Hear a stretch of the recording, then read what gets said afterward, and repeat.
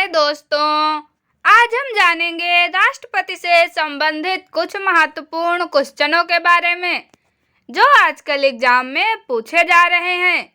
सबसे पहले हम कल के उन दो प्रश्नों का आंसर जानेंगे। प्रश्न संख्या 1, भारत के राष्ट्रपति चुने जाते हैं ए. केवल राज्यसभा के सदस्यों द्वारा, बी. केवल लोकसभा के सदस्यों द्वारा, सी. केवल राज्यों के विधानसभाओं और लोकसभा के सदस्यों द्वारा, डी.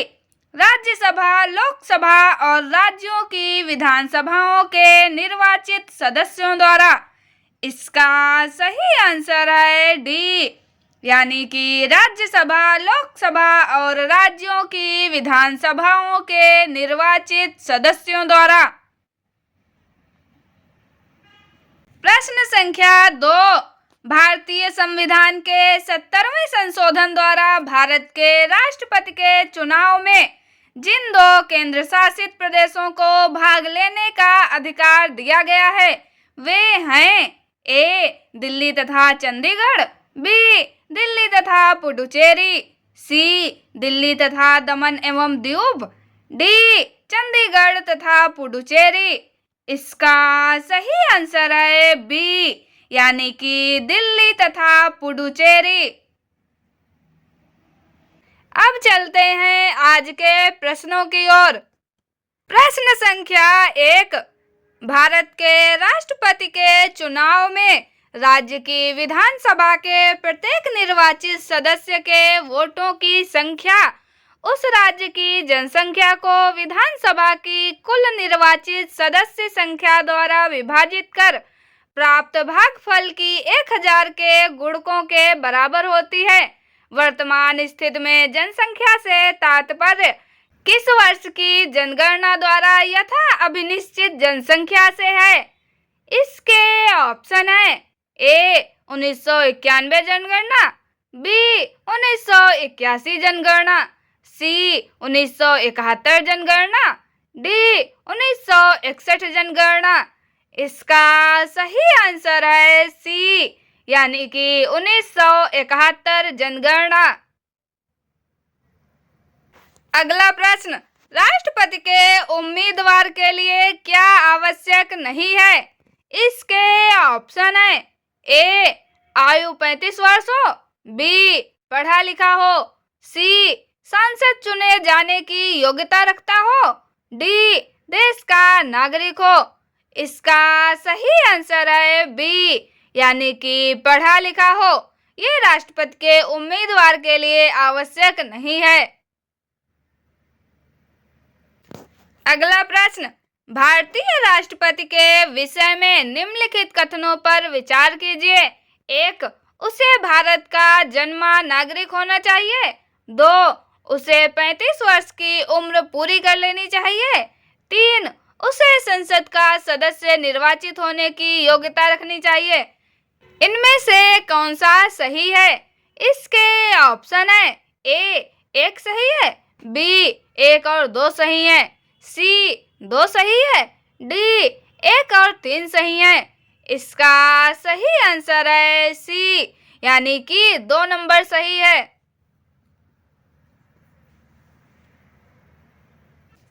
अगला प्रश्न, एक सांसद अथवा विधानसभा का सदस्य राष्ट्रपति निर्वाचित हो सकता है, परंतु ए. चुनाव लड़ने से पूर्व उसे अपनी सदस्यता से त्याग पत्र देना होगा, बी. अपने निर्वाचन से 6 माह के अंदर अपनी सदस्यता छोड़नी होगी, सी.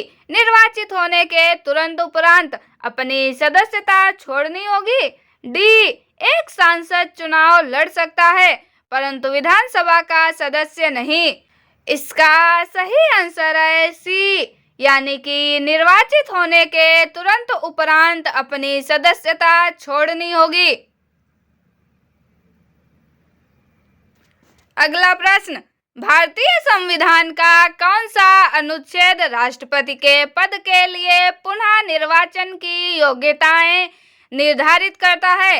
इसके ऑप्शन है ए. अनुच्छेद 52, बी. अनुच्छेद 54, सी. अनुच्छेद 55, डी अनुच्छेद 57। इसका सही आंसर है डी, यानी कि अनुच्छेद 57। अगला प्रश्न, अगर भारत के राष्ट्रपति के चुनाव में कोई विवाद है तो उस विवाद को सौंपा जा सकता है।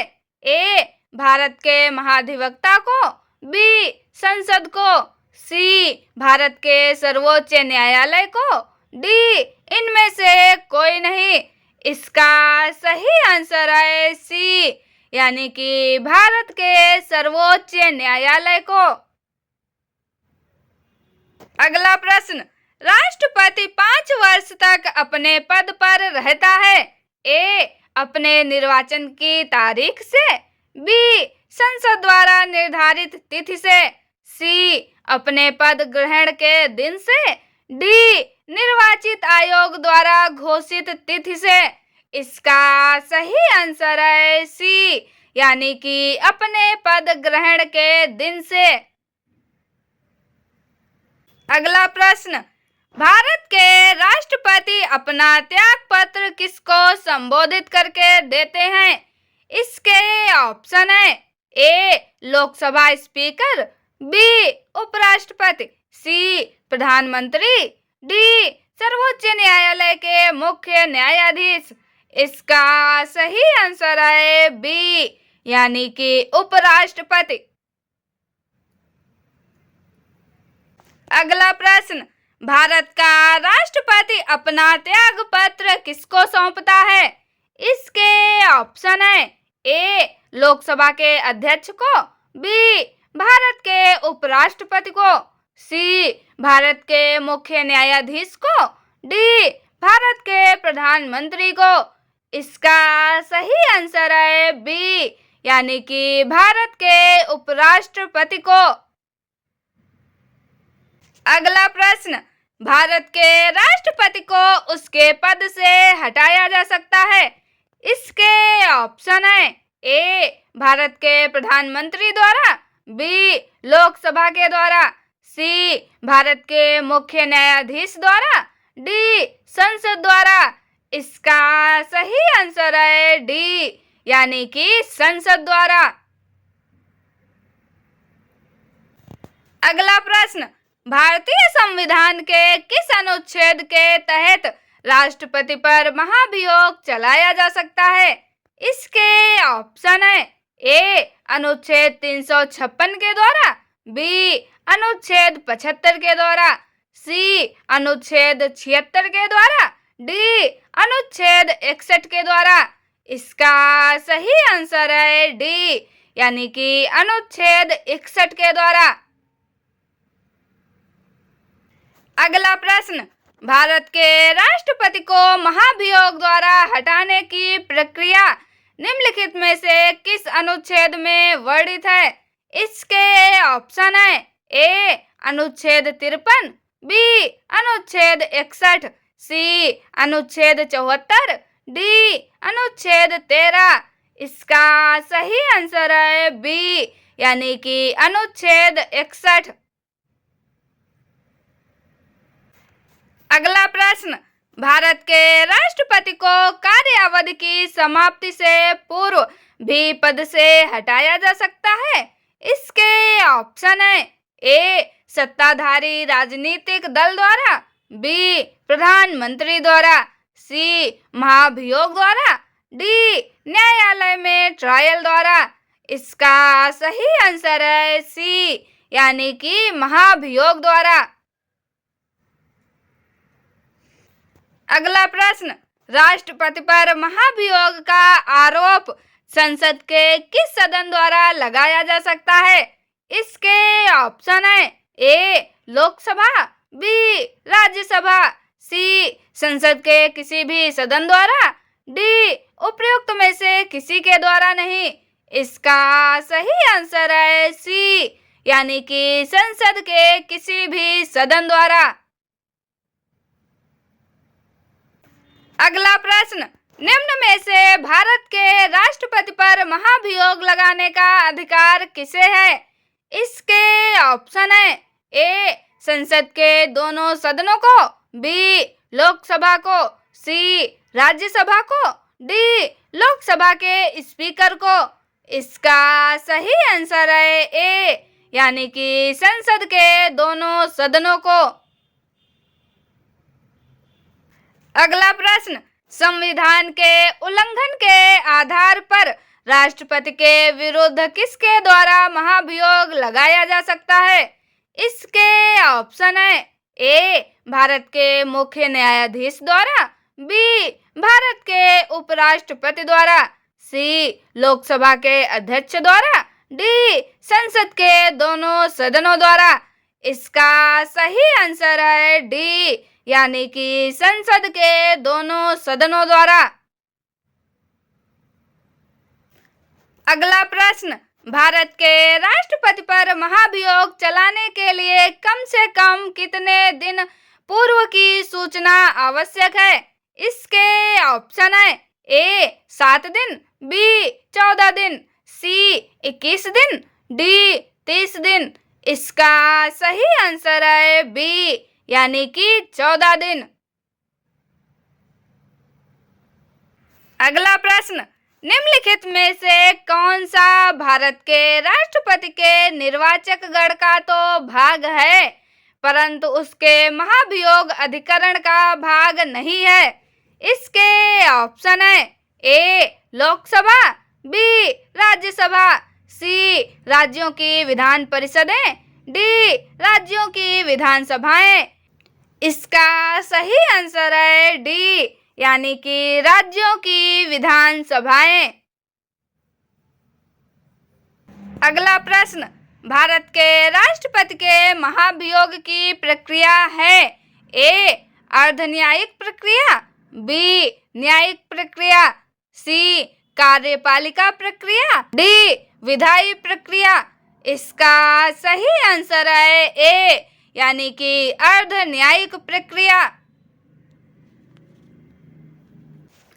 अगला प्रश्न, राष्ट्रपति का रिक्त स्थान भर लिया जाना चाहिए ए, 90 दिनों में, बी, 6 माह में, सी, 9 माह में, डी, 1 वर्ष में।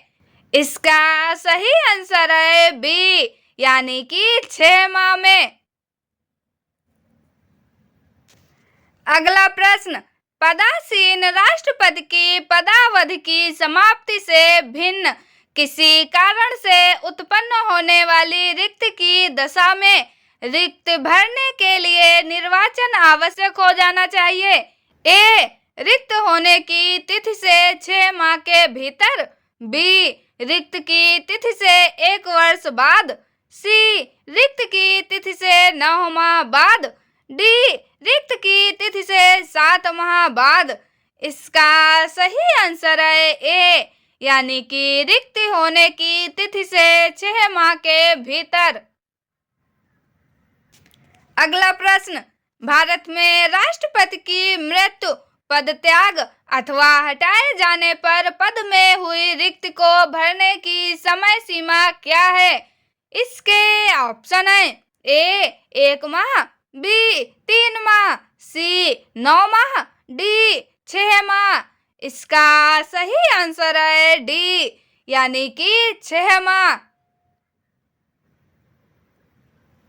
अगला प्रश्न, जब राष्ट्रपति मृत्यु, त्यागपत्र, पदच्युत या अन्य कारणों से अपने कर्तव्यों को नहीं निभा सकता है तो उपराष्ट्रपति कितने समय तक राष्ट्रपति के रूप में कार्य करता है? इसके ऑप्शन है ए, 5 वर्ष, बी, 1.5 वर्ष, सी, 1 वर्ष, डी, 6 माह। इसका सही आंसर है डी, यानी कि 6 माह।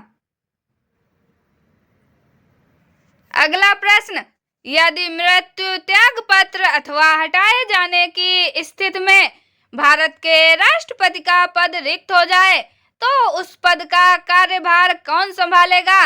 इसके ऑप्शन है ए, प्रधानमंत्री, बी, सुप्रीम कोर्ट का मुख्य न्यायाधीश, सी, उपराष्ट्रपति, डी, उपयुक्त में से कोई नहीं।